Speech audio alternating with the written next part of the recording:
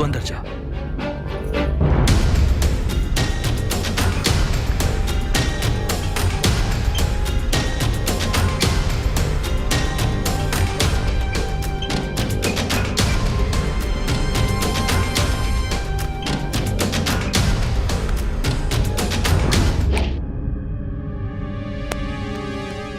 बिना हमने से बताओले ते मीरा से रिश्ता तय कर ले। मीरा के बियाह केकरा से होई ई ते तय करबे।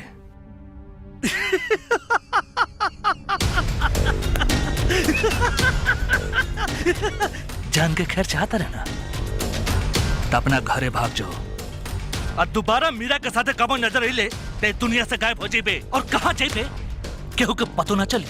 का बुझले? लोग सही कहे लरे कि बासी कड़ी में उबाल ना आवे। वहीं तोरा धमकी में कौनो दम नहीं के बुझा। का बकवास करता रे? इस समय के बहुत दिन से इंतजार ला हमरा। मलखाना भाई जाए दे, कौनो बात ना। ते आ गई ना आज तोरे नंबर लगा दे। का बकवास करता रे? जवाब दे साला। जवाब अब तू तैयार कर भुजंग, जवन की ऊपर वाला के अदालत में तोरा देवे के परी। और हाँ, ऊपर वाला के अदालत में कौनो लाइफ लाइन ना होला, कौनो लाइफ लाइन ना। क्या है तू? ते अपना मौत से बात करा तारी भुजंग, बुझाइल? अपना मौत से।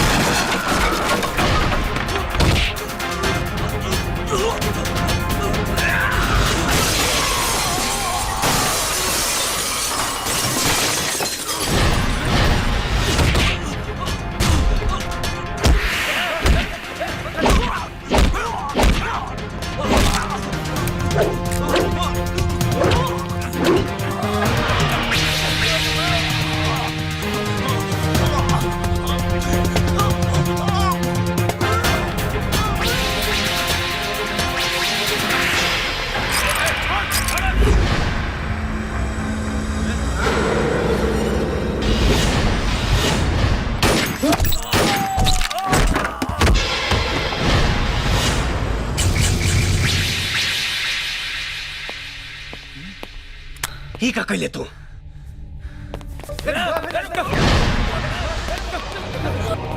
भाग, चल भाग यहां से।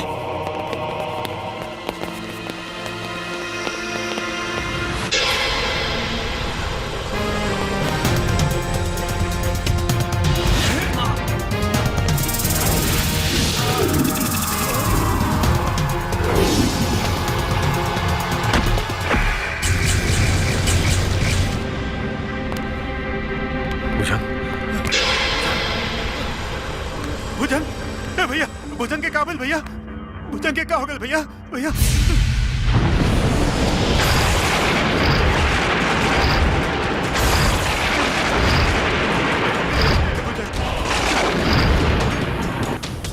चाहे पाताल में जाके छुप जाए हो,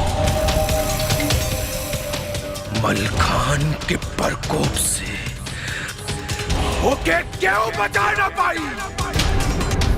मलखान गिरोह के कई आदमी के खत्म कर चुकल बनी हम।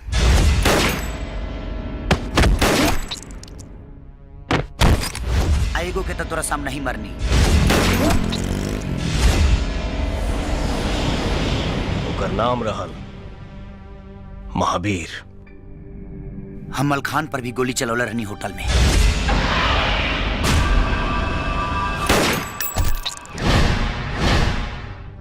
लेकिन उस साला बच गई। ओकरा तक पहुंचे खातिर हम मीरा से दोस्ती कैनी। आज हमारा बदला पूरा हो गई रही। लेकिन मलखान से तोहार का दुश्मनी बा बेटा? ये कहानी 15 साल पहले शुरू भई रहे।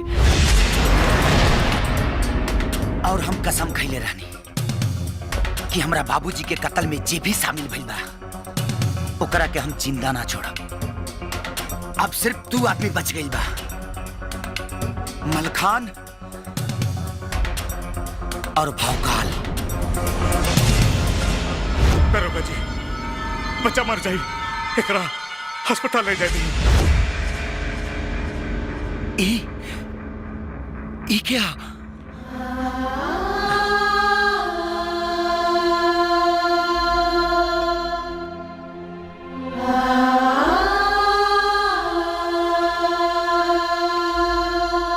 हमार बाबूजी।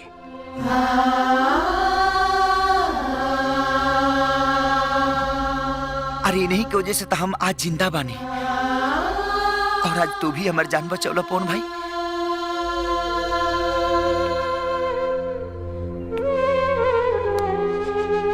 हमरो कहानी तोहरे जैसन बा कृष्णा।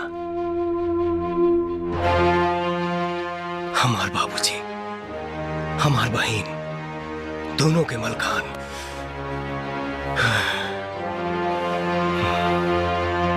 वो हत्यारा के खत्म करे के कसम खइले बानी हम। आज से हमनी के मकसद एक बा। हमरा के बुला के लो।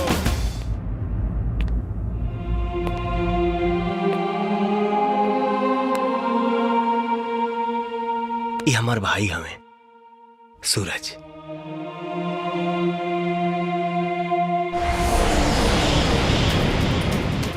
आज हमने तीनों प्रतिज्ञा करी जा। धरती फटे चाहे आसमान, अब तू ना बचबे मलखान। भाई ना तो ये मुख्यमंत्री हमनी के बर्बाद कर दी और जनता में मुंह दिखावे लायक ना छोड़ी हमनी के। एक हफ्ता में इंक्वायरी कमीशन के रिपोर्ट आ जाई, हमनी के जेल जाए के पड़ी। का चाहता लोग ये बतावा जा। ई मुख्यमंत्री हट जाओ तो हरिराम चौधरी के मुख्यमंत्री बनाल पक्का बा। वो अपन आदमी बा, वो इस सब मामला के दबा दे। मुख्यमंत्री कैसे हटी हैं ये तो बतावा लोग। एक के उपाय बा मलखान भाई, खत्म कदी मुख्यमंत्री। होश में वाड़ा जाना। मुख्यमंत्री कोनो साइकिल पे चले वाला आदमी है, केहू के भेज के गोली मरवा दी। मलखान भाई, हमनी के 50 करोड़ देवे खातिर तैयार बानी। 50 नहीं 500 करोड़ देवा जा तब वही काम ना होई।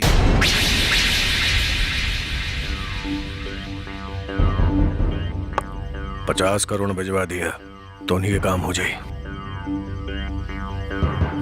ये क्या कहता नहीं भैया।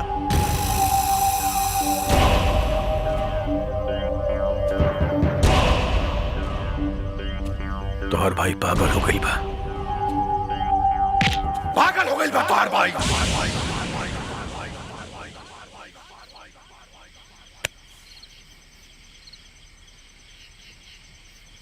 जब तक भुजंग के हत्यारा के पता ना चल जाए, हमार दिमाग सही करे खातिर कौनो बड़ धमाका कैल जरूरी बा, और ऐसे बड़ धमाका ना हो सकेला। का कहता मुख्यमंत्री की हत्या का चाहता उतोरा से? उनकर हर कार्यक्रम के जानकारी, उ कब कहाँ कैसे जाता ने, सुरक्षा के का व्यवस्था रही, हर एक बात जाने के चाहता हूँ हमरा से।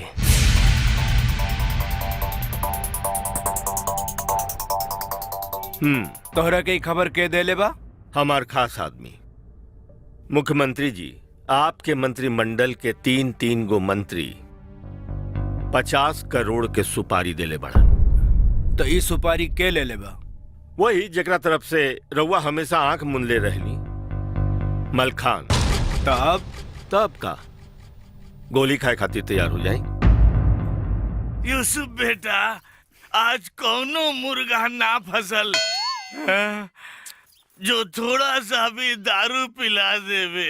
अरे चाचा, सगरी मोहल्लन के लइकन के त मुर्गा बना बना तू दारू पी चुकल बाड़ा, अब के करे के फसाई बा।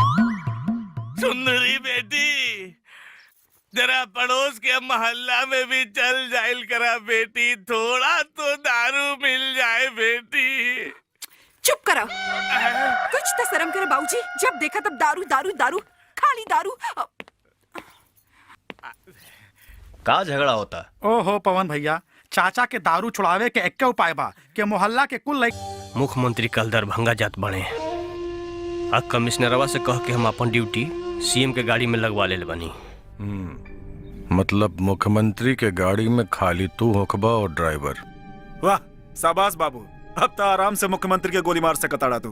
कहा बात करता भौकाल बाबू, हम कोनो मझौआ के चुनहर हई कि हतना लोग के बीच में सीएम के गोली मार दी? कुछ सोच समझ के बोलल करा। तब फिर कैसे होई? हम खाली इतना कर सकतानी कि सीएम के गाड़ी कोनो दोसर रास्ता में मुड़वा देब, जोन रास्ता सुनसान हुई। अब मौका देख के कहीं हम गाड़ी रोकवा देब, बाकी के काम राउर बा। हमार काम तो बहुत आसान हो गई। बाकी एक बात के ध्यान रखिए भौकाल बाबू कि ड्राइवर के मत छोड़िए, हमके भी घायल कर दी ताकि केहू के हमरा पे शक ना होखे। वाह शाबाश रे बाबू, हमारा मालूम रहे कि हमार बबुआ ही काम कर सकेला। शाबाश। ओके 11 बजे वाला बा, अब निकले के चाहिए। 10:52 घड़ी मिला ला लोग।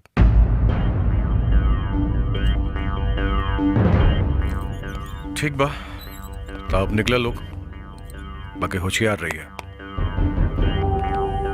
सुनो भोकाल। हाँ भैया।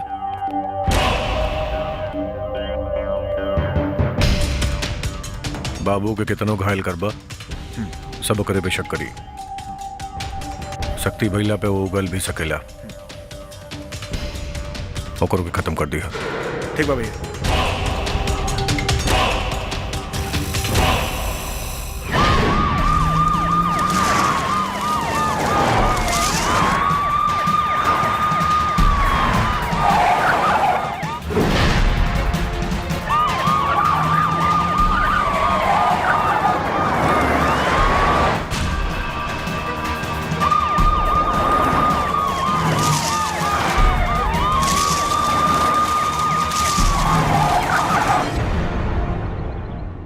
इतना टाइम हो गया, का बात बा? अभी तक ना आए लोग?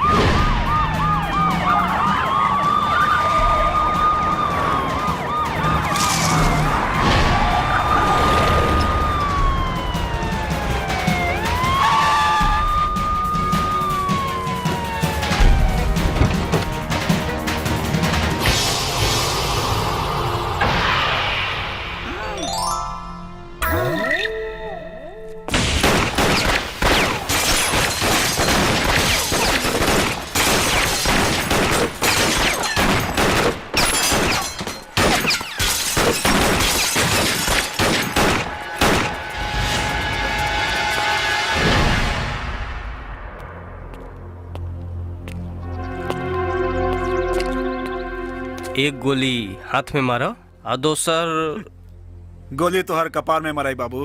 इका मजाक करो ताड़ा। अब तू हमने के कोनो काम लायक नहीं खा। भैया के हुक्म बा कि तोरा के ही गोली मार देहल जाओ। नेनुआ के घरे नेनुआ भइल आ नेनुआ के नाम नेनुए रह गइल। जा तू भौकाल के भौकाले रह गइल। जाके गड़िया में देखा केकरा के मरले बड़ा। अरे साला, ये तो पुतला धोखा के लिया साला हमने से। तहनी के का बुझला सा हमरा के? रबड़ के गुब्बारा, जब ले मजा इल मजा लो, फिर निकाल के फेंक दो। ऐसा नहीं क्या करता? तोरा का मिल रे? काहे करा बचावल चाहता रे?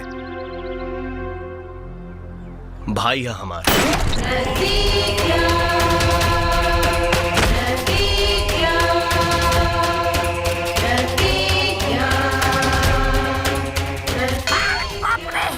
अरेस्ट करो सकरा के।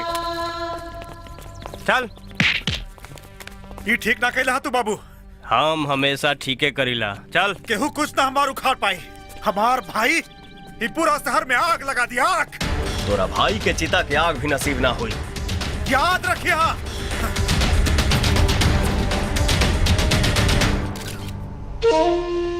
फोनमा उठाओ रे साल। अरे टीवी खोली सरकार और समाचार देखी।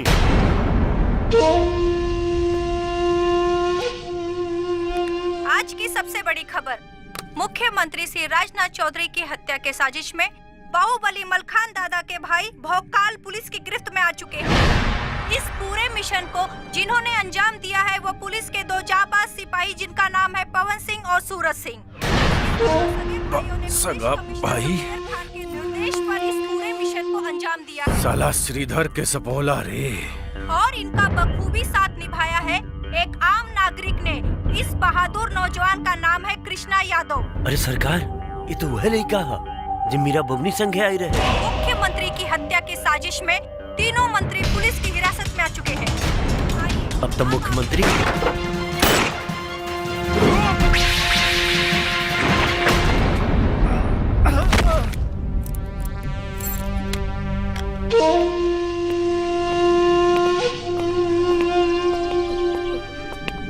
सूरज के फोन लगाओ।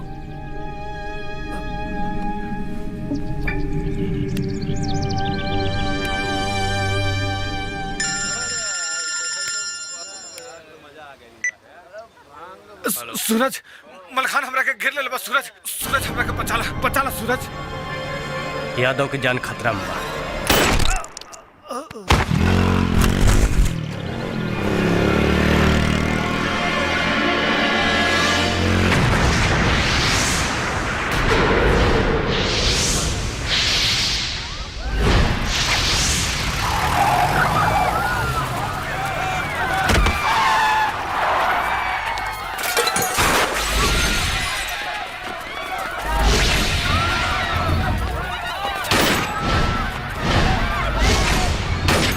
सबेरे जे भागी वो मरी।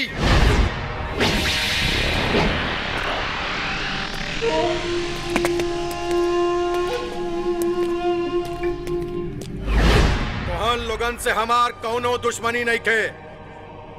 हमार दुश्मनी ओ 3 हरामजादन से हा। इसे ओकर जितना संगी साथी रिश्तेदार बाड़ा जा सबके सब सामने आ जा। सावित्री भौजी,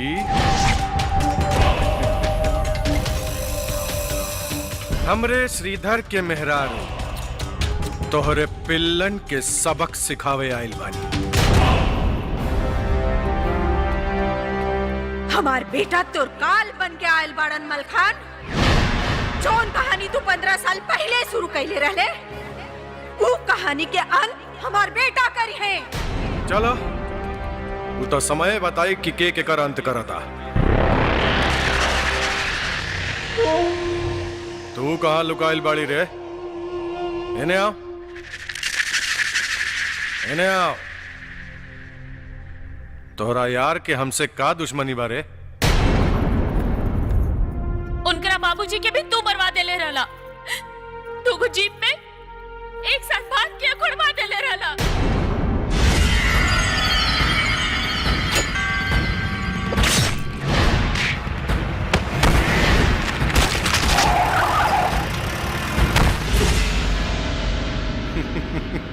बाप रे बाप, सब दुश्मनन के पिल्ला एजा इकट्ठा हो गइल बड़न सब। चलो ठीक है बा, जौन काम अधूरा रहे वो आज पूरा हो जाई।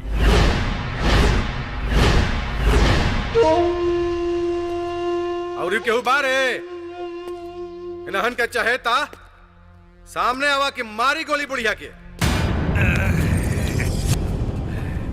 तू का मरबे साला।